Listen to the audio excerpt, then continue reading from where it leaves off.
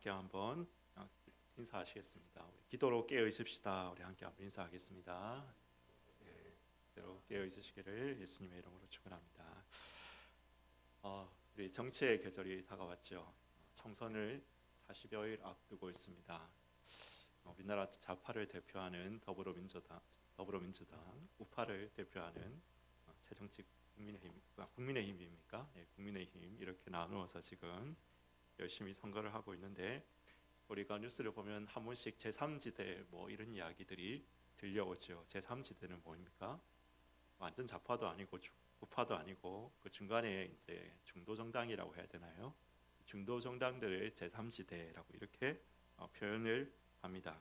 중간 정도 되는 이념상으로 보면 아예 좌파도 아니고 우파도 아니고 중간 정도에 이렇게 위치하는 지대를 제3지대, 뭐 회색지대라는 그런 말로도 쓰이기도 합니다. 제가 정치 이야기를 하려고 하는 것은 물론 아닙니다. 우리 신앙에도 여러분 회색지대가 있을까요?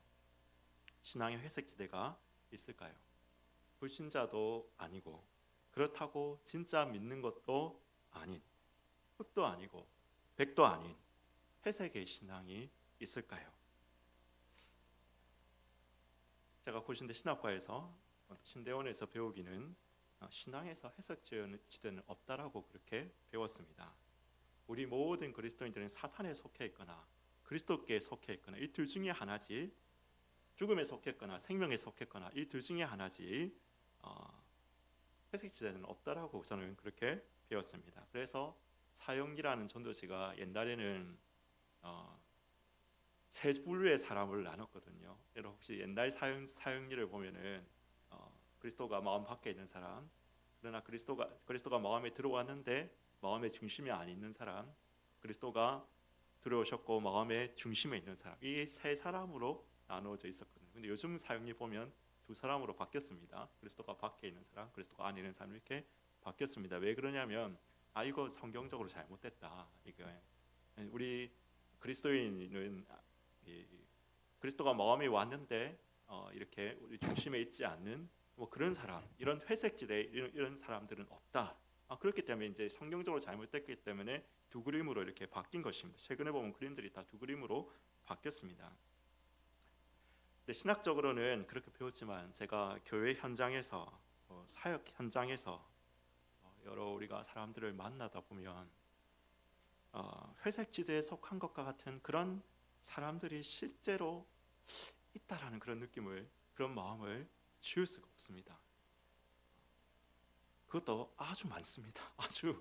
아주 많은 사람들이 회색지대에 있다라는 그런 생각을 품을 때가 있습니다.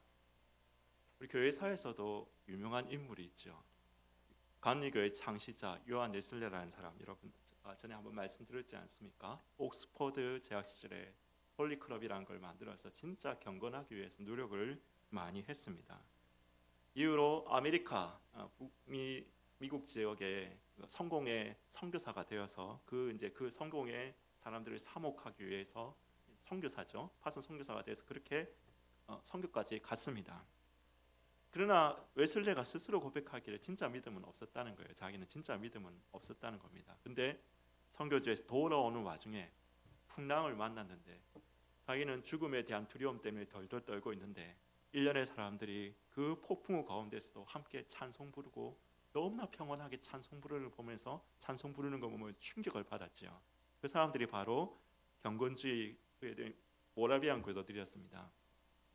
그래서 영국으로 돌아간 다음에 모라 교도들과 만나고 그들과 교제하고 그러다가 어느 날 고백하기를 스스로 그리스도의 은혜와 구원의 이 은혜에 대해서 진정으로 깨닫고 회심하게 되었다라고 그렇게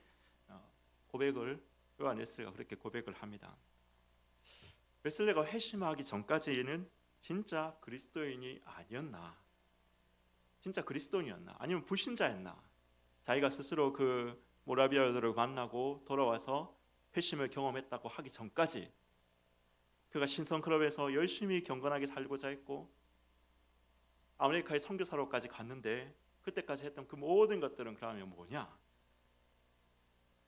요한 웨슬레는 그전에는 그럼 회심하기 전에는 그리스도인이었습니까? 아니면 불신자였습니까?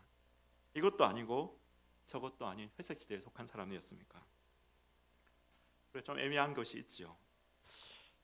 문제는 여러분 웨슬레의 문제만이 아니라 오늘날 우리 교회 내에도 불신자는 아닌데 그렇다고 진짜 믿는 것도 아닌 것 같은 이런 상태의 사람들을 우리는 많이 볼 수 있다는 것입니다. 많이 있다는 것입니다. 오늘 예수님이 고쳐주신 맹인을 보십시다. 예수님이 고쳐주신 맹인, 사람들이 맹인을 데리고 왔습니다. 예수님이 침을 눈에 바르고 그의 손에 예수님의 손을 눈에 대시고 안수를 하셨죠. 그러면서 무엇이 보이느냐라고 이렇게 물으셨습니다. 그때 맹인의 대답이 참 신기합니다. 보이기는 보이는데 안 보이는 것은 아니는데 정확하게 보지 못하고 나무들이 걸어가는 것 같이 사람이 나무들이 걸어가는 희미하게 보인다라고 그렇게 고백을 하는 것입니다. 그래서 오늘 말씀에 보면 예수님께서 다시 맹인의 눈에 안수하셨고 그제서야 모든 것이 밝히 보였다라고 이렇게 말씀하고 있습니다. 영국의 위대한 설교가 로이드 존스라는 설교가가 있습니다. 이 설교가가 지은 영적 침체라는 유명한 서적이 있는데요. 이 책에 보면 이 본문을 가지고 이런 이야기를 합니다. 로이드 존스가 이런 이야기를 합니다. 이 맹인의 상태를 설명하면서 그리스도인들 중에도 이런 사람이 있다라고 이야기합니다. 아예 아무것도 영적으로 보지 못하고 거부하는 것은 아닌데, 아무것도 안 보이는 사람은 아닌데, 그런데 보기는 보는데 희미하게 보는 사람, 차지도 않고 덥지도 않은 사람, 회색지대와 같은 사람이 있다는 것입니다. 로이드 존스가 그런 이야기를 합니다. 왜 이런 신앙이 나타나는 것일까요? 이런 신앙을 나타나게 되는, 이런 신앙을 지탱하고 있는 두 가지 깊은 동인이 있습니다.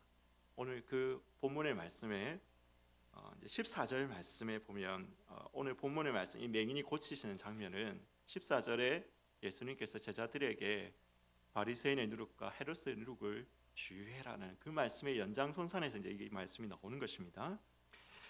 예수님이 이렇게 바리새인의 누룩과 헤롯의 누룩을 주의해라라고 이렇게 이야기하니까 제자들이 뭐라고 이야기합니까? 우리 빵을 안 가져왔는데 예수님이 지금 빵 이야기 하시는구나.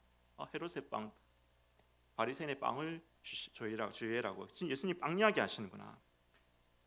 여러분 제자들이 이러고 있습니다. 그때 예수님께서 뭐라고 하십니까? 왜 너희가 눈이 있어도 보지 못하고 귀가 있어도 듣지 못하느냐? 내가 오병이어로 5,000명을 먹인 사건을 잊었느냐? 그때 그리고 또 7개로 4,000명을 먹인 사건을 잊었느냐? 아직도 깨닫지 못하느냐? 마태복음 16장의 동일 본문에 보면 그제서야 제자들은 이렇게, 오늘 본문에는 깨닫지 못하느냐는 예수님의 질문으로 끝나지만은 마태복음 16장의 이 동일 사건 본문을 보면 이렇게 이야기합니다. 그제서야 제자들이 이것은 바리새인의 교훈, 사두개인의 교훈을 의미한다는 것을 깨달았다라고 이렇게 기록하고 있습니다. 바리새인의 가르침이죠. 바리새인의 누기르기라는 바리새인의 가르침. 첫 번째 우리 바리새인의 가르침에 대해서 생각해 봅시다. 바리새인의 누룩이란 건 뭡니까? 바리새인의 교훈이란 것은 무엇입니까? 그들은 신앙의 형태는 있습니다. 바리새인의 가르침과 바리새인의 신앙 형태, 바리새인의 영향력을 이야기하고 있는 건데, 바리새인 누룩이라는 것은요. 이 바리새인의 이것을 통칭하여 예수님께서는 바리새인의 누룩이라고 이야기하셨는데요. 이것은 여러분 어떤 누룩입니까? 어떤 교훈입니까? 어떤 신앙 형태입니까? 우리가 다 아시다시피 이것은 외식주의입니다. 형식주의입니다. 외식주의와 형식주의의 가르침이요 신앙 형태입니다. 그런 영향력입니다. 여러분 불신자는 아니지만은 진정으로 보는 것도 아닌 사람들, 여러분 이런 사람들은 바리새인의 이 신앙 형태를 가지고 있는 경우가 많이 있습니다. 형식주의죠. 외식주의죠. 많은 경우 부모로부터 신앙은 물려받았습니다. 신앙의 형식은 물려받았어요. 기타 다른 요인, 꼭 부모가 아니더라도 기타 다른 요인들로 인해서 예배는 참석해요. 헌금은 드려요, 내려요. 기타 드러나는 외부 활동들은 합니다. 어떻게 보면 신자인 것 같고 때때로는 아주 모범적인 신자인 것 같습니다. 그러나 경건의 모양은 있으나 경건의 능력이 없죠. 내면에서 예수가 정말 생명의 구원자시오, 내 생명의 구원자이시오, 주인이라는 사실을 믿지 못하고 경험하지 못한 사람들이죠. 바리새인의 누룩에 물들인 사람들입니다. 여러분은 어떠십니까? 우리들은 어떠십니까? 나는 진실로 예수가 나의 구원자이심을 믿으십니까? 여러분은 진실로 예수가 내 생명의 주님이심을 믿으십니까? 헤롯의 누룩을 주의해라라고 말씀하십니다. 헤롯의 누룩. 마태복음 16장에서는 사두개인의 누룩이라고 이렇게 말씀하셨는데요. 둘 다 같은 선상에 있는 사람들입니다. 여러분, 그들은 어떤 사람들입니까? 철저한 세속주의자들입니다. 세속주의자들.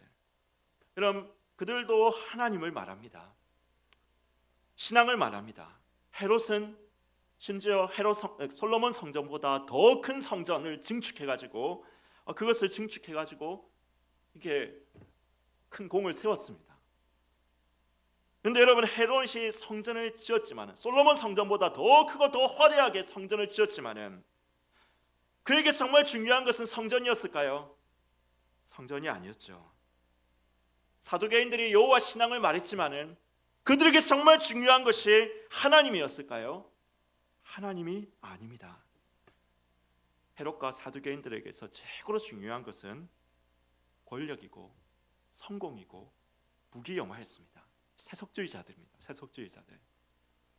성공이고 권력이고 부귀영화였습니다. 이것이 그들의 신앙이었습니다.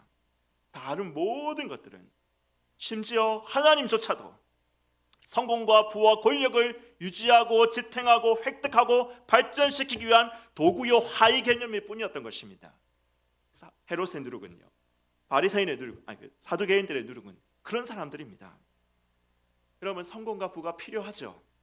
성공하셔야 됩니다. 우리 그리스도인들이 할 수만 있다면 우리 성공하셔야 됩니다. 부를 가지셔야 됩니다.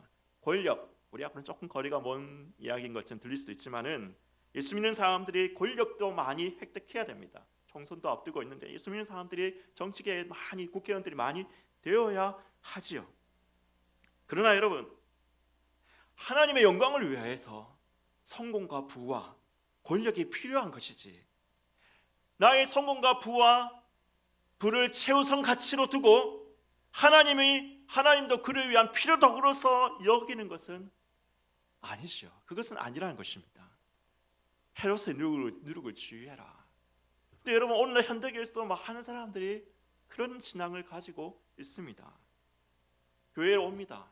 성공한 인맥을 좀 만나기 위해서, 어떤 좀 이권을 좀 취하기 위해서, 교회 오니까 뭐 좀 복 받는 것 같으니까, 그러니까 복을 받아야죠. 물론 복을 받아야 되지만은 하나님의 영광을 위해서 우리가 복을 받아야 되지, 복을 위해서 우리가 하나님을 이용하는 건 아니지 않습니까?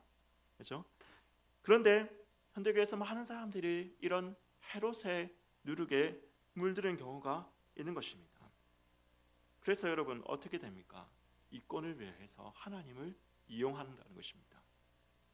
여러분, 이런 신앙이 있을 수가 있다는 것입니다.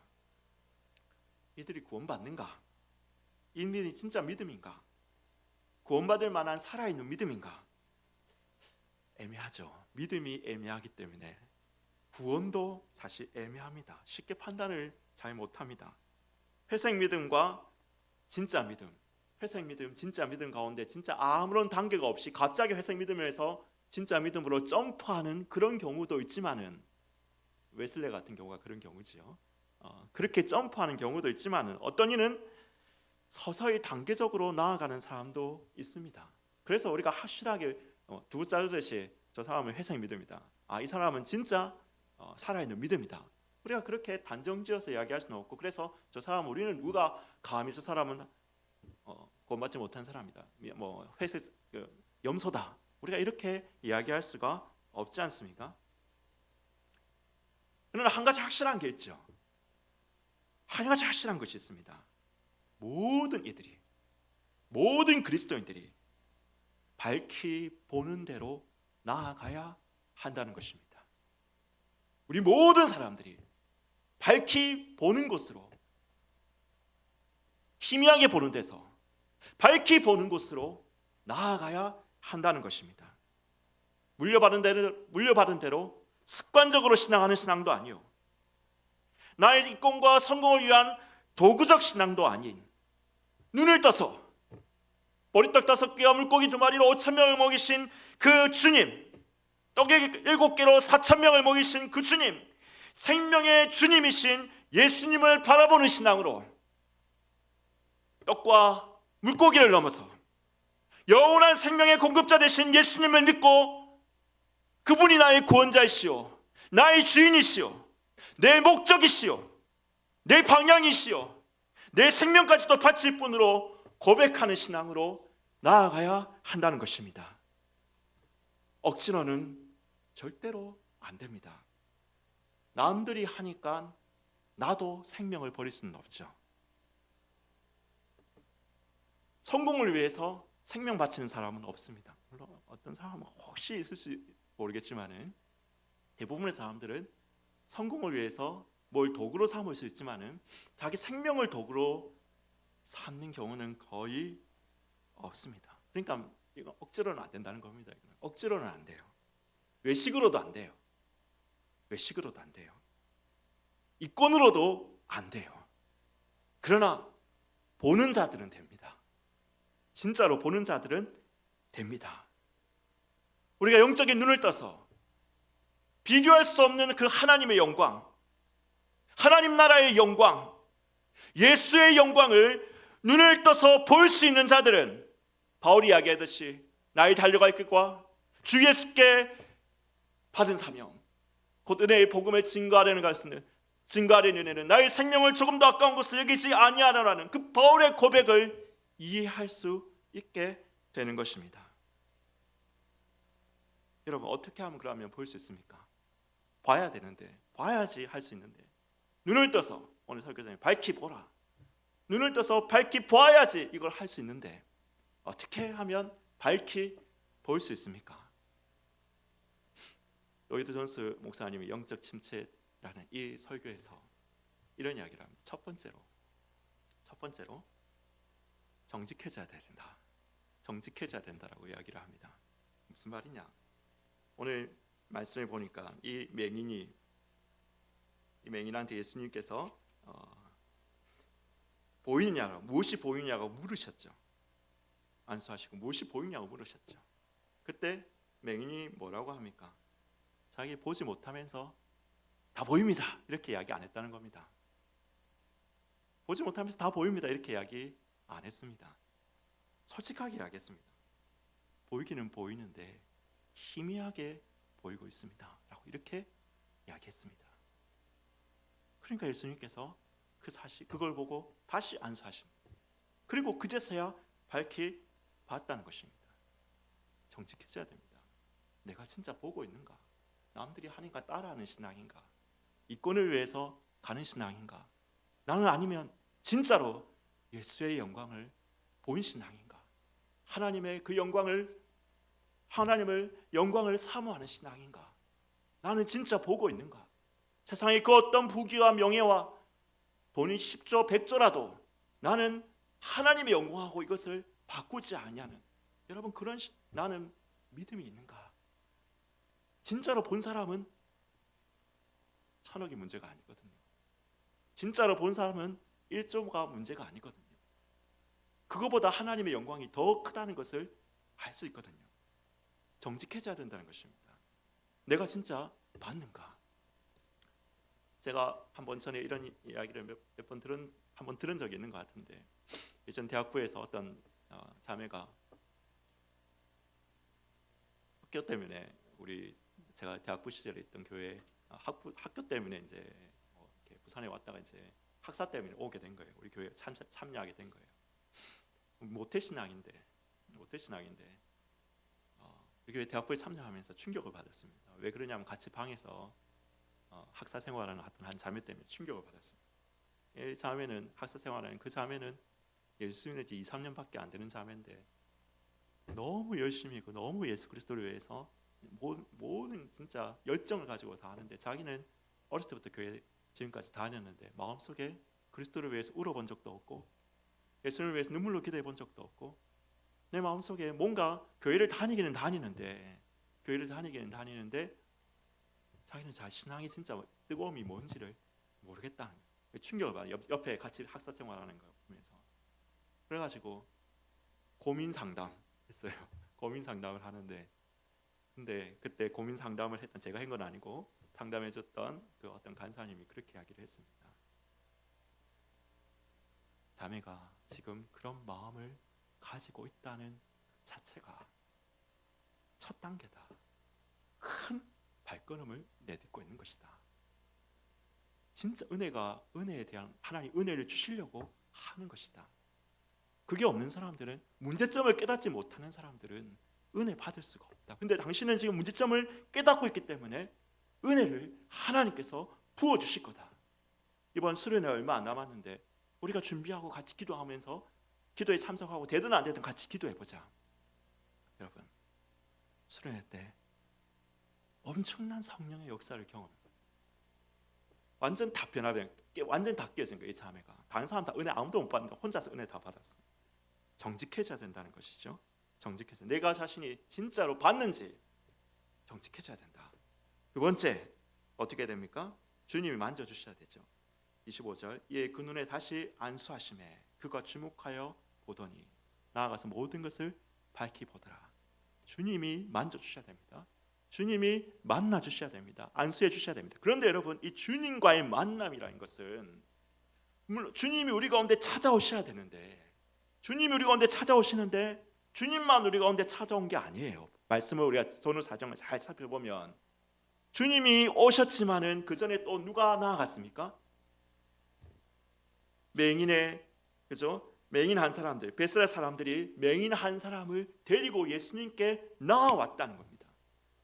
그래서 이 만남의 역사, 치료의 역사가 이루어진 겁니다. 여러분, 주님이 만져주셔야 되죠. 그런데 여러분, 주님 만져주십시오라고 우리가 언제 만져주시겠습니까? 가만히 있는 사람이 돼서는 안 된다는 겁니다. 어떻게 해야 됩니까? 오늘 베세다 사람들처럼, 이 맹인을 데리고 주님 앞에 나온 베세다 사람처럼 우리도 손대시기를 구하며, 주님께서 고쳐주시기를 구하며, 진리를 보여주시기를 구하며, 하나님의 영광을 보여주시기를 구하며 간구하는 마음으로 주님께 나아가야 한다는 것입니다.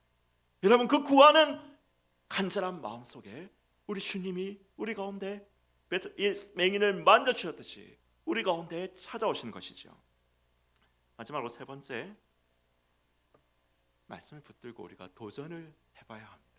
말씀을 붙들고 도전을 해봐야 됩니다. 저는 솔직히 저는 이런 경험이 있습니다. 제가 예수님을 믿었는데 중학교 2학년 때까지는 조금 애매했거든요.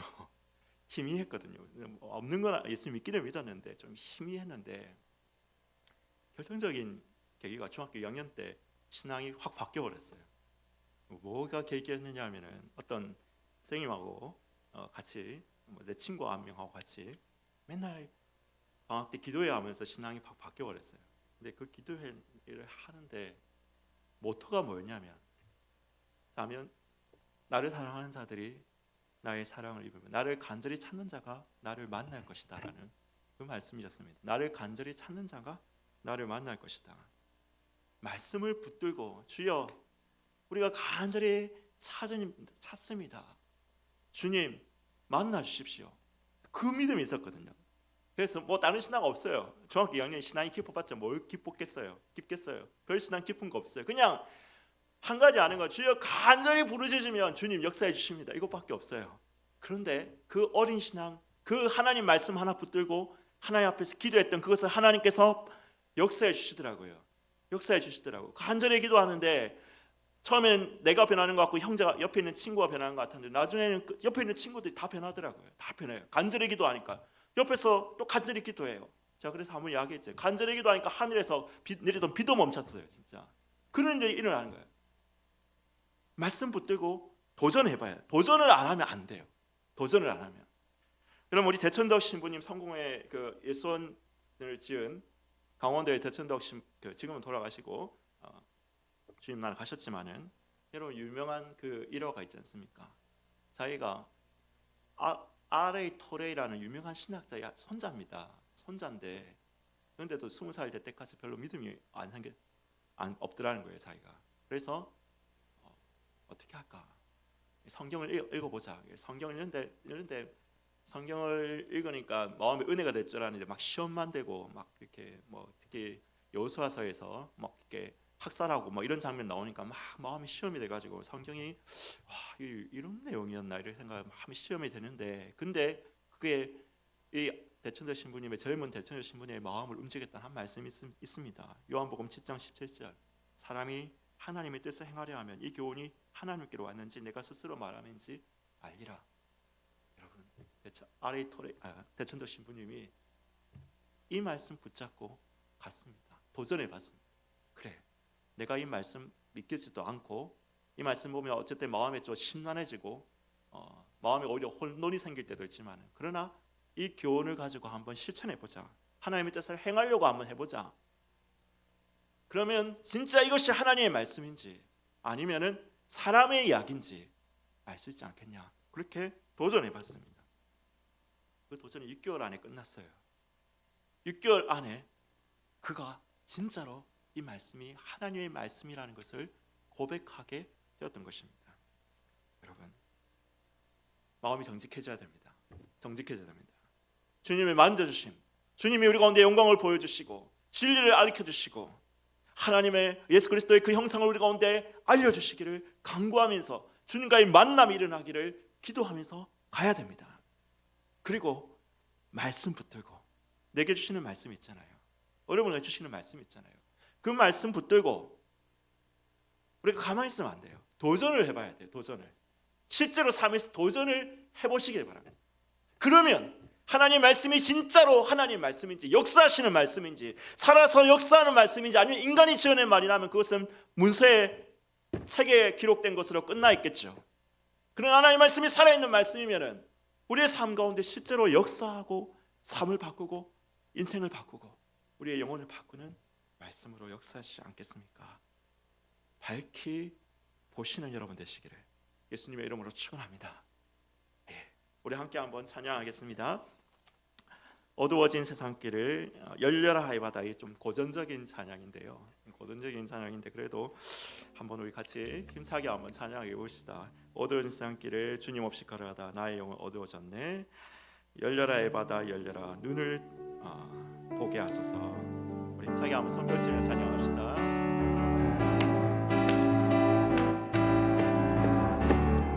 어두워진 세상길을 어두워진 세상길을 주님 없이 걸어가다 나의 영혼 어두워졌네.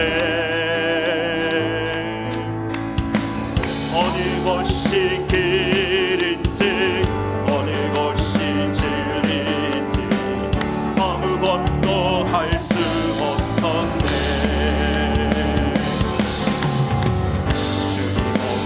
살아가는 삶 실패와 좌절뿐이네.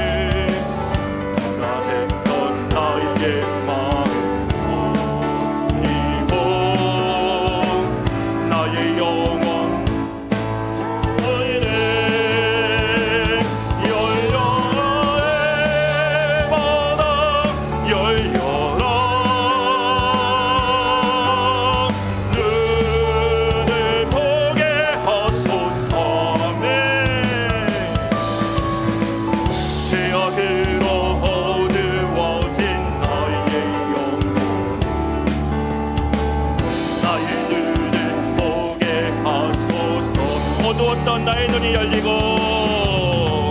어두웠던 나의 눈이 열리고 막혔던 귀가 열리네.